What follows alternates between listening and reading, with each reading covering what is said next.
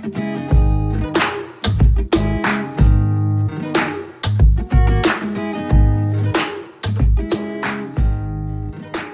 up, techies and small business owners? Before we go ahead and get into the questions, I just want to go ahead and give you guys a very, very warm welcome to both of our guests today.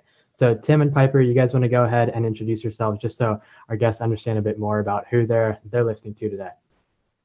I'm Piper Wilson. I'm the Area 7 DECA President and Vice President of Marketing.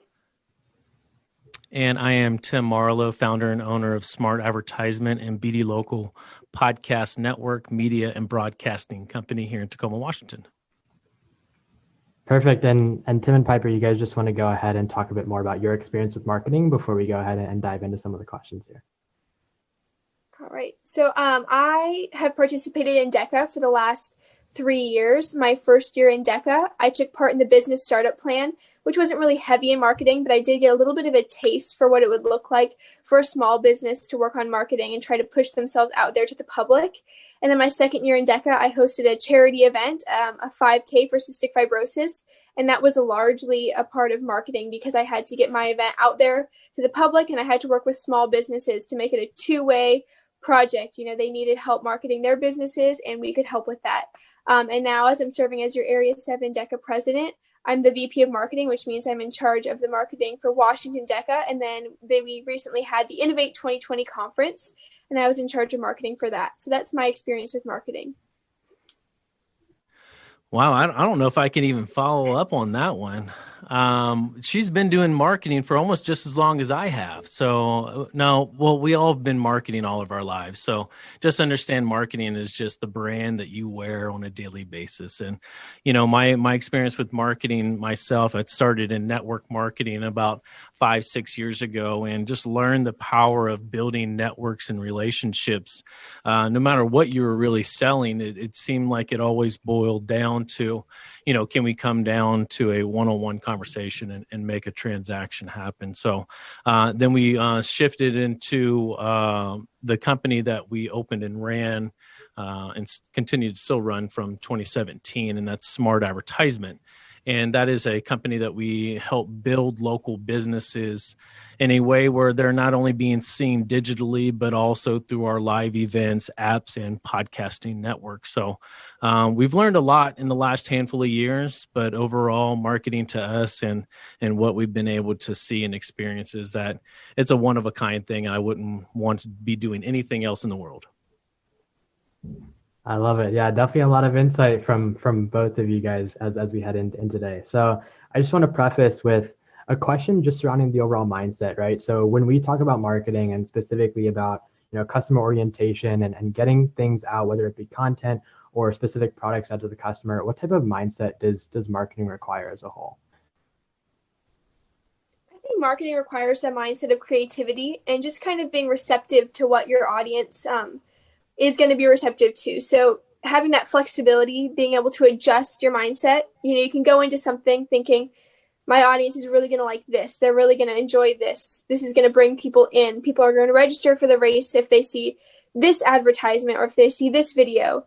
And then if that doesn't succeed, being able to be flexible and to change your plan because you don't really know what your target market is going to want, is going to be receptive to. So being creative and then being just flexible. I agree on all that because, you know, one thing that I truly love about what I do is just being creative and learning from a local business owner or a marketing team, you know, what their goals are. And that would be some of the best things to do is really just get to know your client and their expectation, their outreach and what they're trying to do. So almost kind of starting from the end in mind first in order for you to start. But I love the creative side of things. And this is definitely, like I said, just part of what I love is just the creative side and being creative, being flexible, like Piper was saying, are all key components when you're trying to plan out and strategize for marketing. Because, you know, if we create something now, it may just be only liked by myself or my wife or my mom. And, our goal is to reach more people. So really, what are the people wanting? Follow the trends on social medias, find the popular hashtags and not copy, but just put your own perspective and spin on the marketing that that can reach a lot of people. Yeah. I think just both of you guys bring up points surrounding this idea of adaptability, right? And so it's been funny as I've been heading into my email and checking out certain college emails. I've been getting TikTok trends as the new subject line, and so now it's just funny to see institutions really transitioning to this idea of tapping into the Gen Z market through specific social media. So definitely understand adaptability there, and allowing yourself, like you said, Tim, to really be customer and just orient around their overall needs, right? What do the consumers want, and how do I get them what they want? And then just tapping into the creative side. I love just getting on Canva, Adobe XD, whatever I can to really just experiment with different things. I find it that the more I put into it, obviously, the output is very symmetric. And so really, really love the creative side of marketing as well. Yeah, so for sure. So in terms of basic marketing tactics that are used by you within your small business realm as well as DECA, just how does that overall process go, right? From brainstorming and generating some overall idea to actually generating and then launching that campaign. Tim, you want to go ahead and start there? Yeah, I can go. I'll just go down with a prime example on someone that I'm working with right now. They were a referral from someone else that knew about our podcast network. They are already a current podcaster. They have their own website. They're launched on multiple platforms. They're recording. They're a podcaster. But they want to kind of break through obscurity. And so we had to sit down and figure out, what is the title of your show? They were even thinking about rebranding. I'm like, stop, put the brakes on that. You already have your story. We don't need to rebrand, but it starts with learning their story, because they're going to start talking about what they do. But when their story comes out and their why starts coming out, it's a lot easier to build around a marketing plan, because you know exactly who to target and how to target them.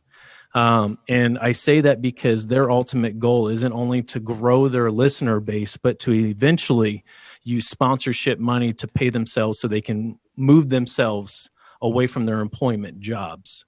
So it's not only just production and all that stuff, but they're trying to go for this for a full-time career. So how do we do that? Well, they're a weight loss surgery type podcast. They talk about they've had weight loss surgery themselves. They have guests that have been on there. They have doctors that have been on their show as guests. And so what I started to learn was that it was like this, almost like a therapy that they were doing, not only for their guests, their listeners and followers, but it was almost therapy for themselves. So I knew that they would work extra hard at their marketing plan, even if they weren't getting paid at first. Right.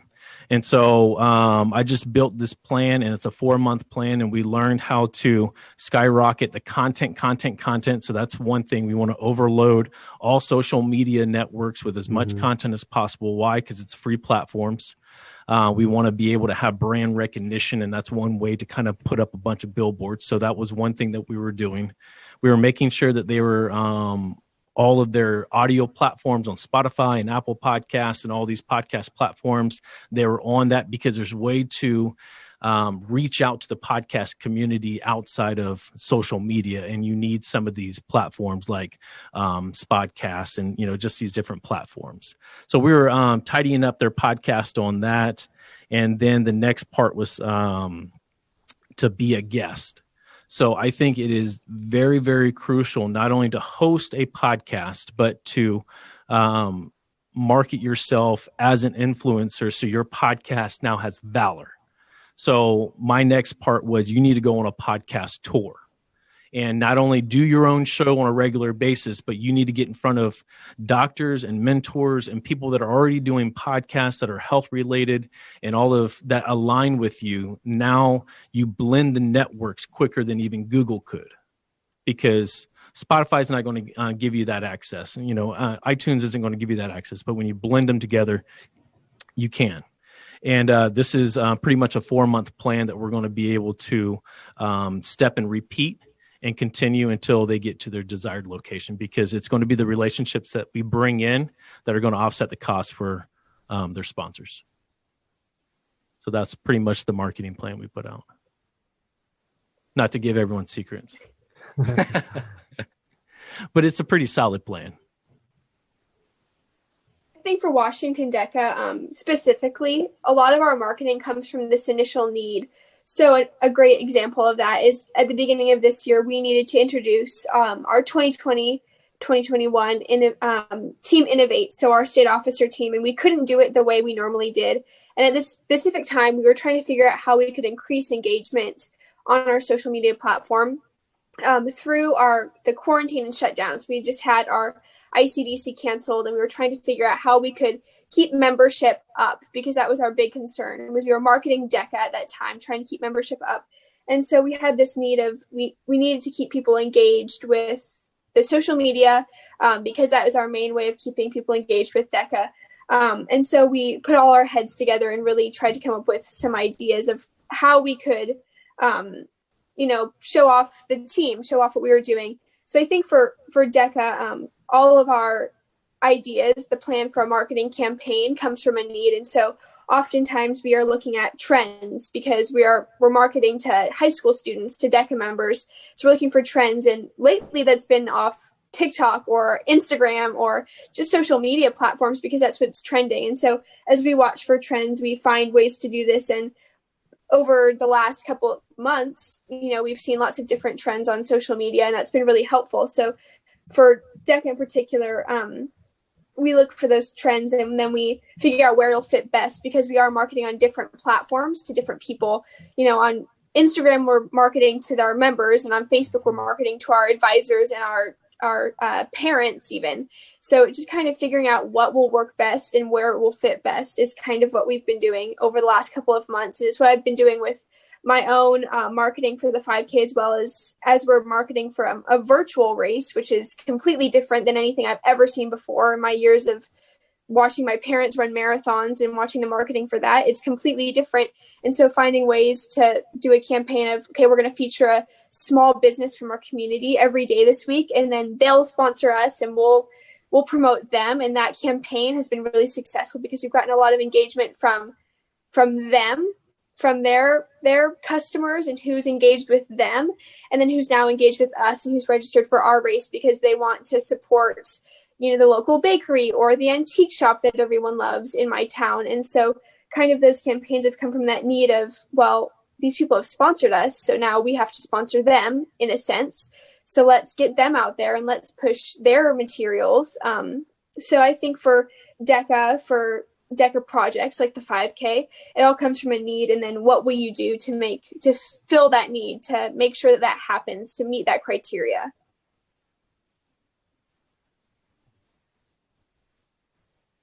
Yeah, I really love all of the points made there. First one being, Tim, I know you mentioned content diversity, right? So specifically, you can be on Spotify, you can be on YouTube, and you can be on certain channels, right, within social media, but it's really about, external sources as well. What are you doing to gain press releases?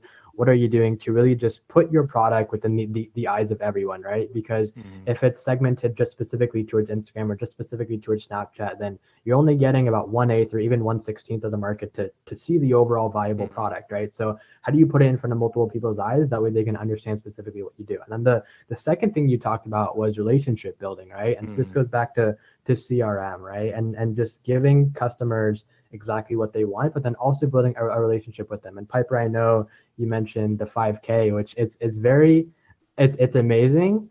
And I think it's also very hard right now, just within virtual, like you said, because races are supposed to happen in person. This is where the community comes together to obviously move towards something bigger. But in this case, it's how do you still keep people engaged? How do you still keep people excited about something that right now they don't have to feel excited about it, right? So what types of things are you doing to really entice them and just incentivize them to continue participating in this regardless? And so in terms of an anecdote here, working with a current company that I co-founded about 14 months ago. And so quarantine hit, all of our content was done, in terms of vlogging. And so we would have company meetings on a bi-weekly basis. And so all of our content was coming from that, right? These in-person events that we would have where we would then put those on our Instagram and Facebook. And so now COVID hit and obviously everything's virtual. And so now it was, how do we pivot into allowing people to really understand specifically what we're doing, since we're not posting these videos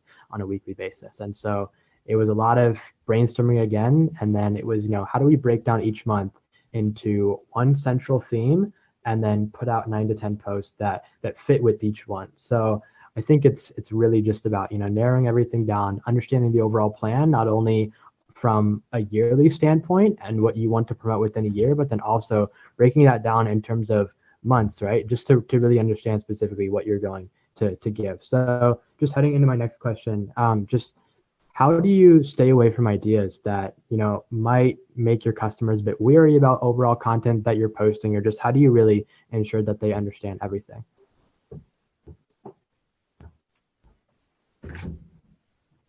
I think for me and for my experience, it's important for me to not assume that the people who are registering for the 5K know about cystic fibrosis or they enjoy racing. I can't make any assumptions about the people that are registering or the people that are engaging with my content. So something that I have really taken to doing is doing maybe a weekly post with a fact about, what I'm trying to sell. And it's actually not, the 5K, it's the charity. I'm trying to, sell this idea that this is an important cause. We all need to support this because this is something important to me and it's important to other people in the community. And so trying to make sure that I'm putting out content that isn't tailored to the specific group, which is realistically, if I was registering for the race, it'd because I'm a runner who is passionate about cystic fibrosis. Well, my neighbor who's registering doesn't run and they don't know much about cystic fibrosis, but they're registering because they know me. Mm-hmm. And my friend from school, well, her mom is registering because she wants to run a 5K. She's never run a 5K before. So putting out content that, I'm putting out facts about cystic fibrosis because I want to make sure that people feel fired up about this charity. And I'm putting out things about walking the 5K or walking your dog. You can ride your bike, just all different sorts of things, not making the assumption that anyone who is looking at my content thinks the way I do or thinks the way my friend who looked over the post that I made thinks. And just kind of trying to make appealing content, but not necessarily making assumptions because I don't know what my viewers are thinking. I don't know how they feel about what we're posting. And similarly with the Washington DECA marketing that we're doing, I'm not going to make the assumption that the people viewing it are DECA members yet. I want to make the assumption that they're looking at the materials and they're thinking, oh, I want to join DECA. I just saw this awesome video of people at ICDC from 2 years ago. I want to join DECA. I want to be a part of that. But you can't just make that post or you can't just put out that article and assume that it's a current member and you're trying to keep them engaged. You want to assume that it's just someone who's interested as well. So kind of looking at all the marketing materials through different lenses and trying to make sure that it's all encompassing, that anyone looking at it would be somewhat engaged and from different angles. And that might not just be the one post or the one article, it's the whole plan. When you're looking at your marketing calendar, do you have a post for every type of person that you're trying to target with these posts or with these articles or with this marketing material? And just making the assumption that there's going to be different types of people, not the assumption that your target demographic is just this one type of person who thinks the same. Wow. Yeah. And that relates to a lot of what we do as well. And, something that Piper had says is she said that she doesn't know how they're going to feel. And that's something how I actually use my creative side and what I'm going to create in Canva and all these other different places is how is this content making me feel? Because if I can feel a certain way, then maybe I can project the content to make my client or future customer feel the same way. So I would say that would be one starting point. But having clients, and I obviously, just like you guys, you have friends and you have people that review your content.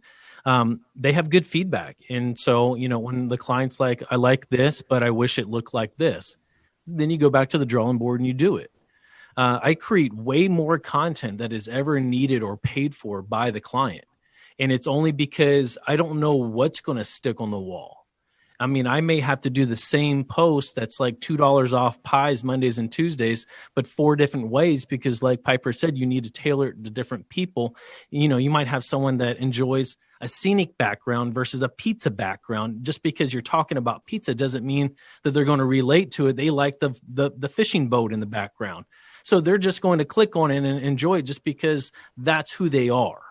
So so being able to just almost fail your way to success, because at no point in time is your marketing going to be good enough to stop, and at no point in time are you ever going to be good enough to just, you know, hang up the boots and run with it. So I always just try to become better and create more, and that's kind of how we go about some of these marketing plans, because our clients guide us pretty well with what they want. And I would actually be in a very difficult situation if Piper was doing what she was doing and trying to relate to an entire community about one event, because you do have to relate to each and every different genre, generation, and everything. So.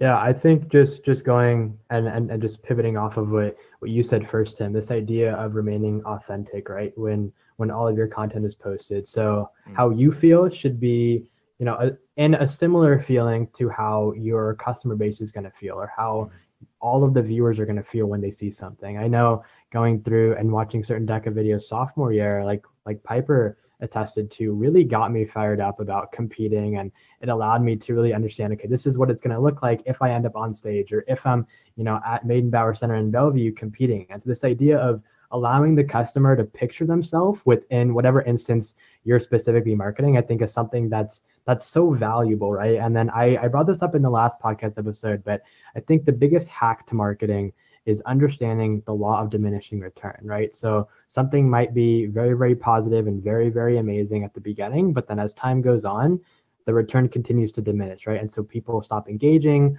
or they just don't like the content anymore because either the video is too old and it was great at the start, but after you watch it 5 to 10 times, it just gets boring, right? So how do you continue to keep people engaged over time? And I think that's where authenticity really comes into play, right? Because when you put out content that is 100% dedicated to them, 100% rooted in everything that they want to do, now people have the chance to continue to engage. And then last thing I want to touch upon is, I know, Piper, you talked about understanding the division between people that are already knowledgeable about cystic fibrosis and people who are past runners. And so just providing awareness for both, you know, aspects of it, right? So specific things of, I like to use the 80-20 rule. So 80% of non-promotional content, 20% of promotional content. And so how do you really educate people and just provide some sort of social awareness in terms of X problem you're solving or X solution you're attempting to devise, specific things like that. So that way they can understand, be a bit more educated. And now in turn, they're going to be more engaged when you begin to post that promotional content. And now you say, sign up for the 5K, but you've already had 5 to 10 posts prior to that talking about, oh, here's what cystic fibrosis is, here's who I am, here's what I'm doing with my charity. And then you go ahead and send out the post for signing up. Now people have already had the chance to engage, that they've already been, you know, overall holistically aware of what this problem is. And now they're going to be so much more incentivized to actually go ahead and sign up because they've had the chance to really engage with every aspect of the 5K. Oh, yeah. And if I can add to that, you know, being able to tailor that, you know, having those testimonies, you're going to be able to put a face and a name, and it's going to pull on the heartstrings more. Not that that's what we want marketing to always do, but at the same time, you know, we want people to support something that they can feel. And if you can get testimonies from people that are a part of it, or family members that have been affected by it, you know, whatever, that's really going to bring in those that are just empathetic and want to be a part of it.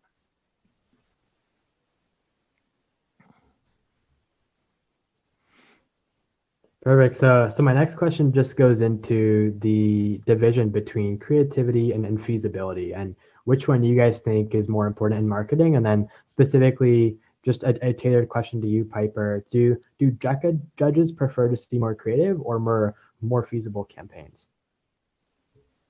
within the business plan? I think something with DECA, just kind of jumping right into that part, is that you have to remember that a DECA judge is going to be sitting there and listening to so many presentations. I remember sitting in the conference center in Tacoma on the day of the area competition. I was presenting my business startup plan, and I watched my specific judge. I don't know why I was watching that table. I think I just knew that was where I was going. I was watching and I was like, oh my gosh, there are so many people before me.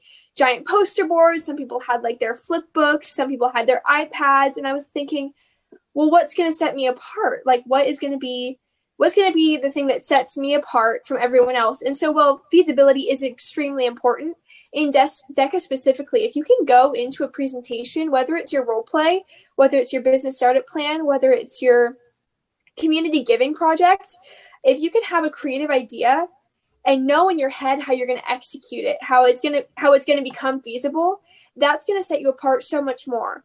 My business startup plan was about a car lot. So I've grown up watching my grandparents start and sell car lots my whole life.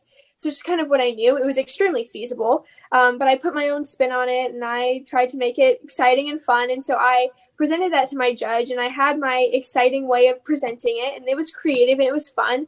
And I made it to state and it was really cool.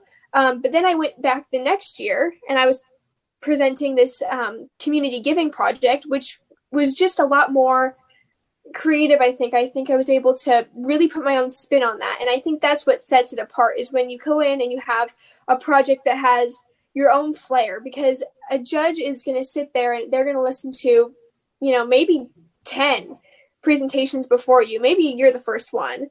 But either way, you want to be set apart by what you're saying and what you're doing and how you're putting, your personal spin on it. Especially with the role plays, that's something really important to remember, is that, just be creative and then make it doable, sell it, bring it home, say we could actually do this, but make it creative, make it fun, because that's what is exciting about marketing. That's what's so exciting, is you have all this room to just do whatever you want. You just got to make it happen. Yeah. I can't say the same stuff essentially, except I don't have DECA judges. I have 5.1 million businesses that I can market to in the United States of America. So again, I think your job as DECA students and what you're doing through the program is actually a little bit more difficult than the real world at some points, because you may only have one or two people that you have to pitch to. If two people tell me no, I go ask 50 more. You know what I'm saying? And so it doesn't hurt me when someone doesn't like either my creative style or not, because eventually what has made us really, really successful is just, like I said before, building the relationships. And so you're going to get enough people that are going to be a part of it. But I think creating and being the creative side of the marketing plan and all that good stuff is crucial, because you have to be able to stand out. And one way that I would stand out in front of judges or in front of a business is not necessarily what I can do for them, just my story alone. Your story is unique to you and only you. And if you can resonate by getting vulnerable, then you can literally sell ketchup to a lady in white gloves. You know what I'm saying? It doesn't matter, because she's going to enjoy who you are and building a relationship with you. Feasible, obviously, you don't want to overpromise and underdeliver. So that's something that I always do, is I know in my mind I can always do more. I undersell myself, and then I outprove myself by my own work tactics. And it's not to undersell or undermine what I do. It's just I'm willing to give more to impact more people at a lower dollar amount than trying to become a 1% company only for the 3%ers. I want to become a 1% company for the 97%ers. Mm-hmm. Yeah. I love what you said there about story. Just a quick little background. I was competing at the state conference a couple of years ago. Regional conference a couple of years ago, and I was pitching this idea for the AT&T pitch competition, and I had an allergic reaction in California a year prior. And I went in with this business idea that was supposed to combat allergies and really allow people to just live with some extent of food freedom. and I was presenting my idea, and I didn't anticipate to, but I did end up tearing up a little when I started talking about my sister's reaction and how I saw her.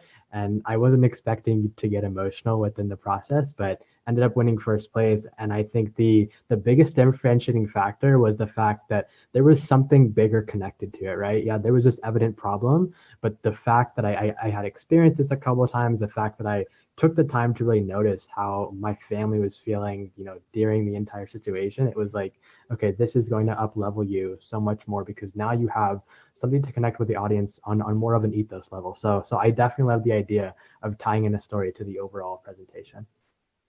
For sure.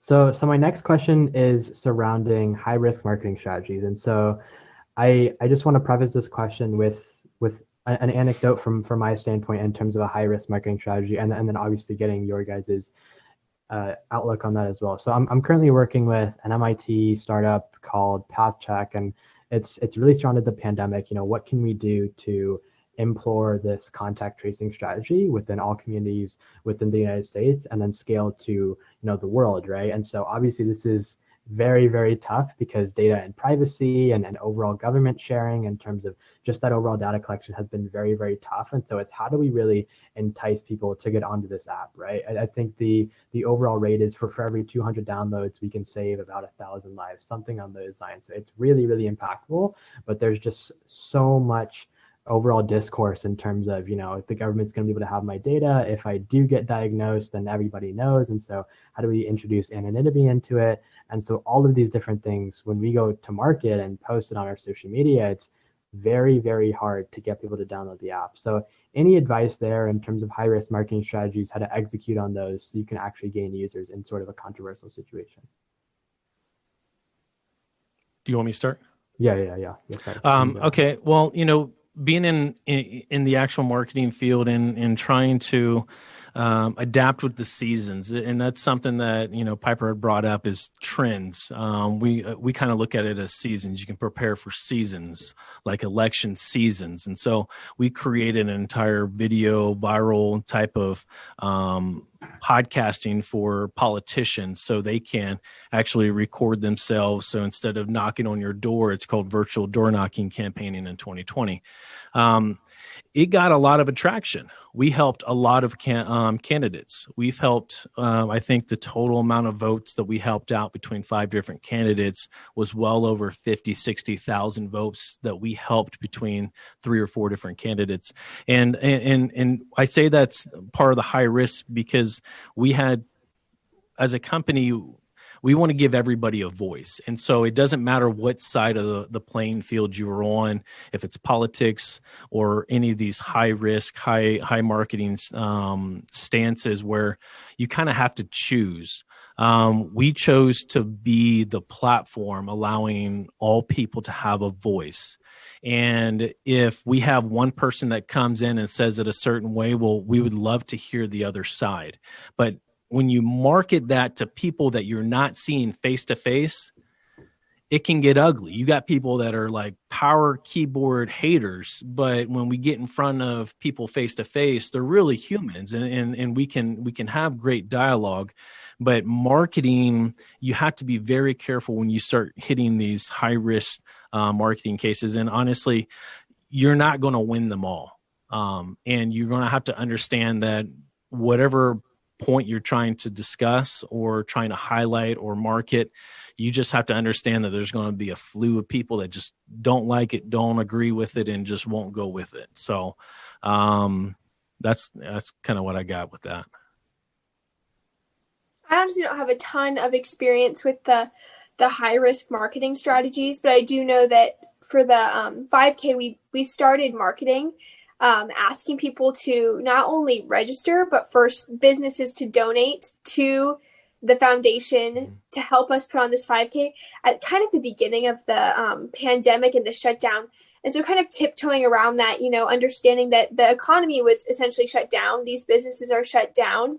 And just trying to navigate that was pretty tricky because it was a hard time for these small businesses, and to just respect that and to understand that there's other circumstances, and to just be very conscientious of the phrasing we were using and how frequently we were posting or how frequently we were sending out articles or emails or any of that. Just being very conscientious and understanding that it was okay to hear no.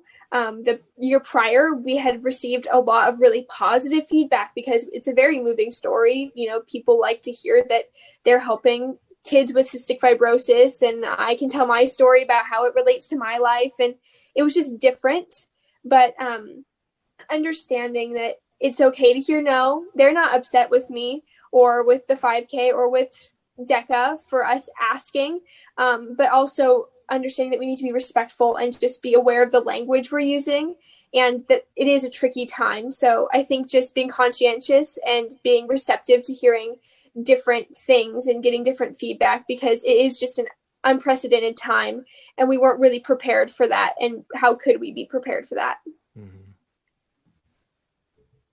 Yeah. I totally understand when you just talk about, right, being cognizant of the overall environment and, you know, what specific things are you taking a look there when you go ahead and market the event within this read the high-risk room category? Yeah.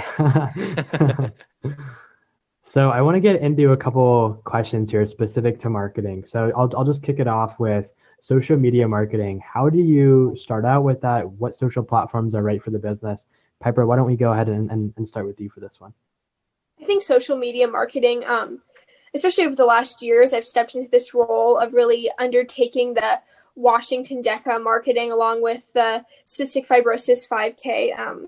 Social media is such a huge tool, but you have to kind of look at it as a tool versus a social site. You know, I had to shift my lens from thinking, well, this is where I'm sharing this marathon I just did with my friends to, no, this is how we're going to get people to register for the 5K or to become DECA members.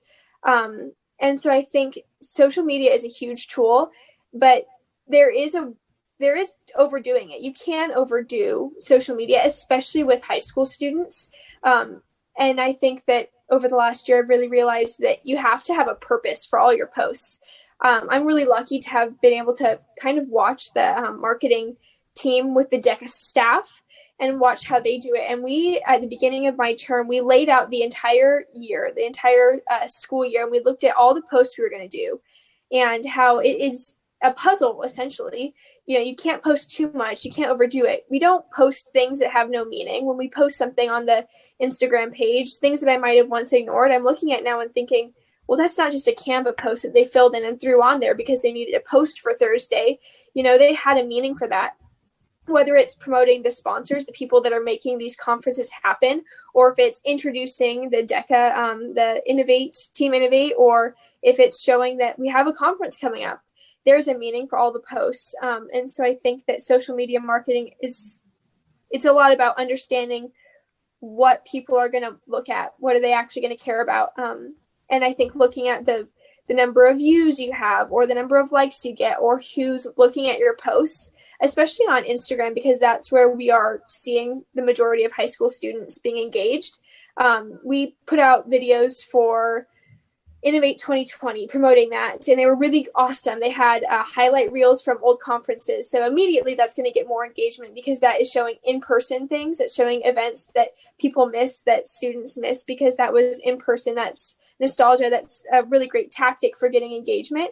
And those videos, those posts got so many more views than our just simple Canva posts thanking our sponsors. And so understanding that on social media, it's not going to be across the board where we have X amount of followers, so we get X amount of views. No, there's going to be things that they're going to be more receptive to. And so really understanding how to tailor that idea. And for DECA in particular, there are posts that we'll create, there's content that we'll create that we're not going to use on every platform. We're not going to put the same video that we put on Instagram that's introducing the marketing team. We're not going to put that on Facebook because the people on Facebook aren't going to care about that content. They want to see the schedule for the conference. They want to see, you know, when their students are competing, when their students need to join the Zoom or be at the conference center. And so understanding that there's a time and a place for all types of content and that they can fit, everything can fit on the calendar, but you need to be conscientious of where you're putting it and how much you're putting on social media, because people only want to see, you know, certain types of posts, certain times. And that, especially with the target market that we're looking at, you can't overdo it because they want to see certain things and they don't want to see too much.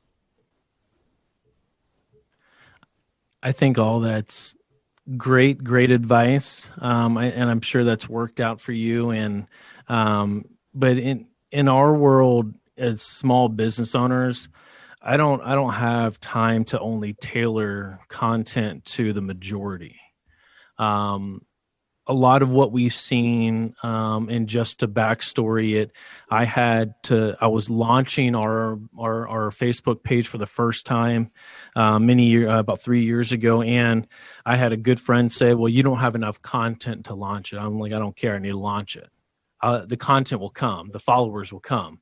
And he just heard this from other sources saying that you need content before the following came.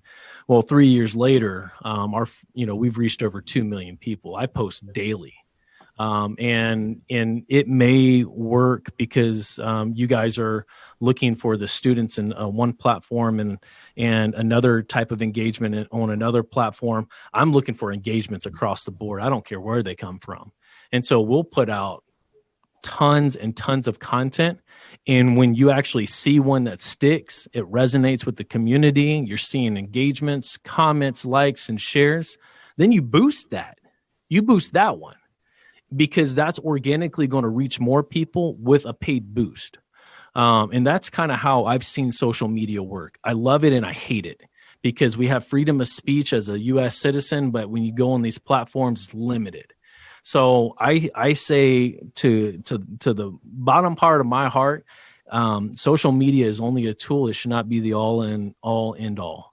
Because eventually you need a website to draw people to, because that's going to be your bread and butter, not someone else's platform. So I love social media. I hate it at the same time. It's built our company, but then again, it's limiting when you have high risk profile cases like politicians that come through because we get shut down. And so, and their voices matter as well. So how do you deal with this? And so again, social media, I love it and I hate it, and I'll use it until I need to. And it's only a marketing tactic for me, I guess. Mm-hmm.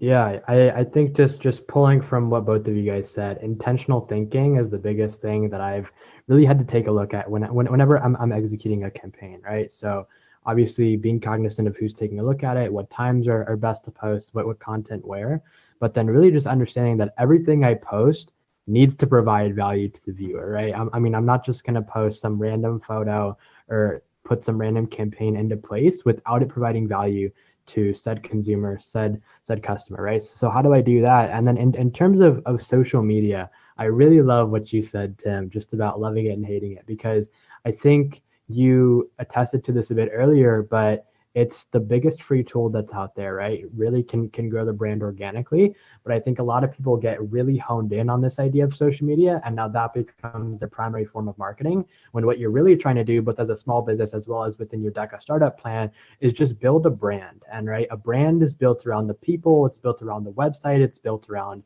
the blog, it's built around the YouTube, all of these different channels. A brand isn't just built around an Instagram page or a TikTok page or a LinkedIn page, right? So you need to have a multifaceted system in order to really execute with everything in terms of that marketing. Mm-hmm.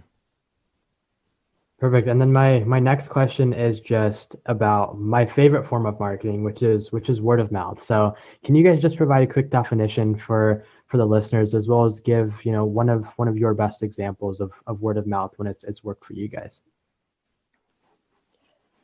Word of mouth marketing, I think I agree. It's an amazing tool because, it's just people talking to one another. If it comes up in conversation, it comes up in conversation. And so one of the ways that I can best, an example I can best put is the 5K that we host. We had a giant group from our community come out.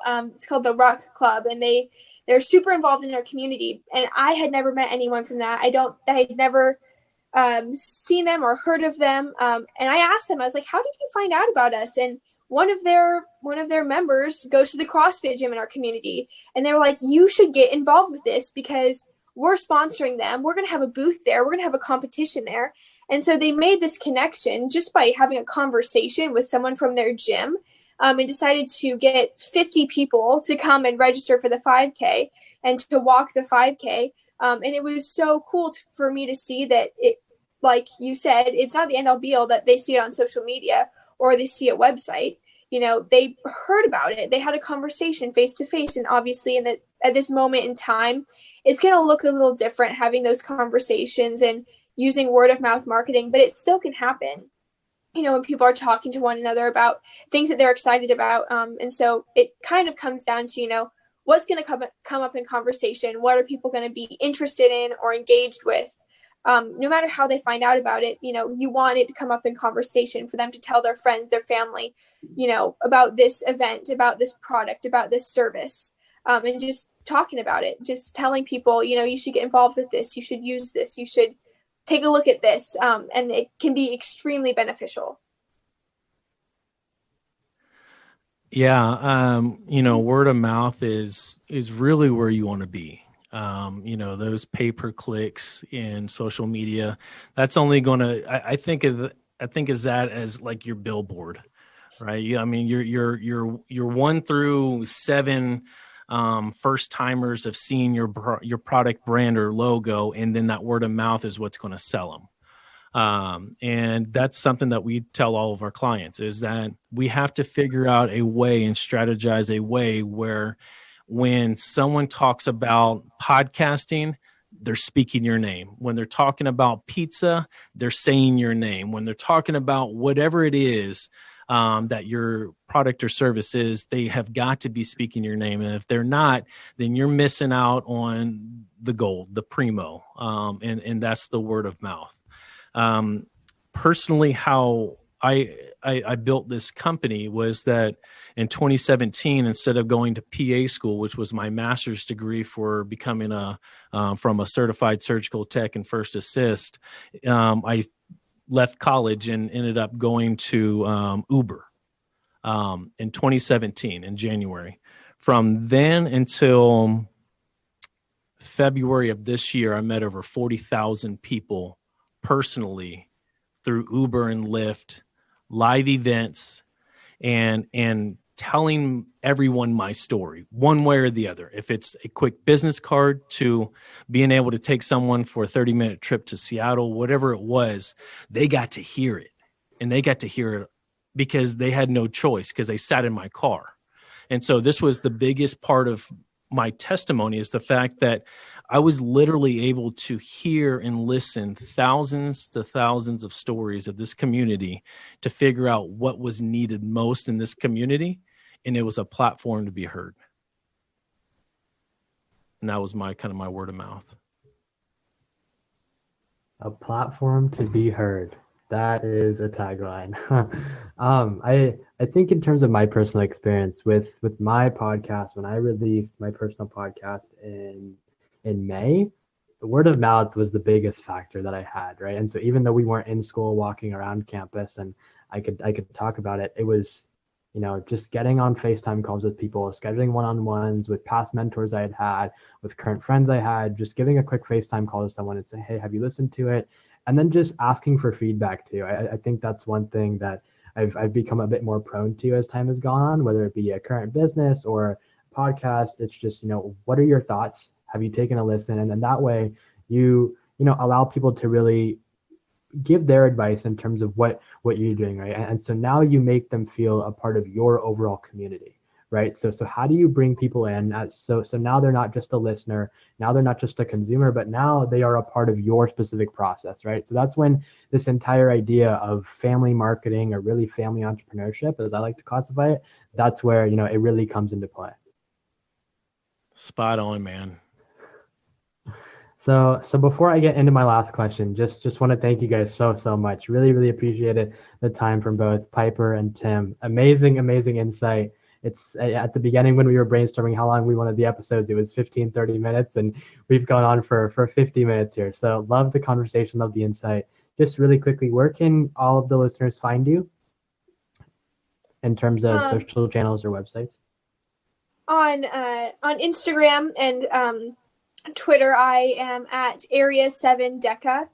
And from there, my personal pages are tagged, but at Area 7 DECA is where I post the majority of my updates for DECA. And then from there, you can find Washington DECA, where all the competition updates and all the good news from DECA can be found. You can find me on social media, on Facebook and Instagram at BD Local Media. We're also on YouTube as well. And we have many, many different shows that span across all podcast platforms. So just go to either our Facebook or Instagram pages and you'll see all of those podcast shows that are part of it. Don't forget to download the BD Local app on your iOS phone as well, so you can carry around these great podcast shows no matter where you travel. I love it. I love it. So adding on to those resources, just what specific websites or tools do you guys have for the audience to really harness and take advantage of as we get into the DECA and small business seasons here? For DECA, just a tool that I use for all my marketing, really simple. I think any student who's doing any major project probably uses Canva.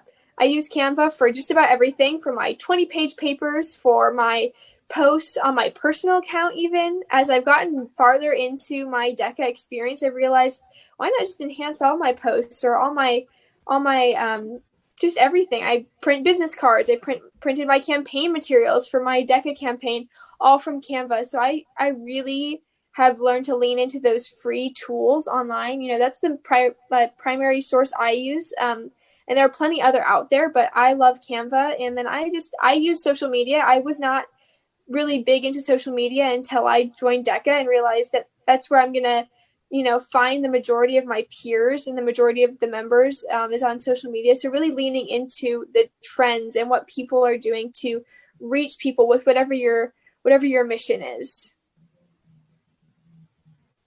Yeah, I love that. I love Canva too, so I'm going to promote that as well. I'm a Canva pro. But also, honestly, build relationships. You got to meet new people. There's no way to tell someone new your story. I mean, I had this as an alarm on my phone, and it still is, and it just says, go meet someone new today.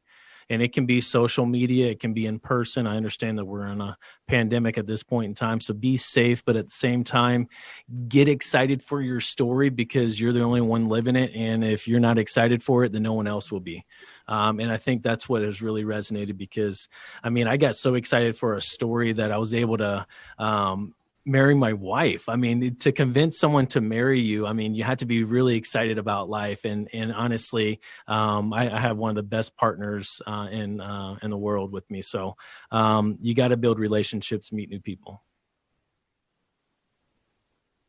Yeah, I love that. I think that's the perfect way to end this one. So I will say LinkedIn has been the biggest source for me. That's been my go-to platform to just gain exposure to opportunities, as well as, like you attested to, Tim, just really build relationships. And so I've heard it from some of my mentors and CEO coaches that I've worked with, which are like, go meet someone new every single day, build a new relationship. I use Slack a lot, and so there's this global Slack community that I'm on, and one of our requirements as part of the program is send 5 different DMs to people that you don't know every single day, right? Just gain exposure to different people, have one-on-ones, have a quick brain date. That's what we like to classify them as, and just talk to different people, right? The more exposure you get to different people, you get to gain some more self-awareness. You get to understand a bit more about yourself, gain some more clarity around your story, but then you also get to learn and understand someone else's. So really, really love the ending there. Well, thank you so much for having us, my friend. Thank you. Yeah, thank you for having me. Of course. Appreciate the time, guys. Thank you so much. I think that wraps it up for today. Thank you again to Piper and Tim for joining us, and another huge thanks to all of you guys who listened in. The team and I are really, really excited to move forward with the Level Up podcast, and we look forward to sharing everything we know about how to write a business plan with the DECA and small business community. Take a second to follow us at the Level Up Podcast _ for updates, and find weekly episodes at the Washington DECA Instagram, as well as on all platforms and within the BD Local Media Facebook and YouTube pages. We hope to see you guys next week, where we will be taking a look at how to figure out your logistics and key metrics. Thanks again, and we can't wait to compete in DECA this upcoming season with you. And for you small business owners, go kill it.